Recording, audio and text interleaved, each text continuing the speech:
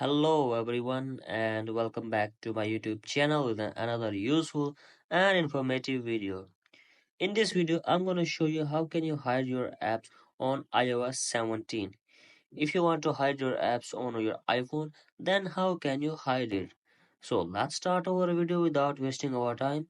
So first of all, what you need to do, you have to open setting, and after this scroll down and tap here screen time, and after this scroll down scroll down and tap here content and privacy restrictions. Tap here and tap on content and privacy restriction, and after this tap on content restrictions, and from here tap on apps and select don't allow.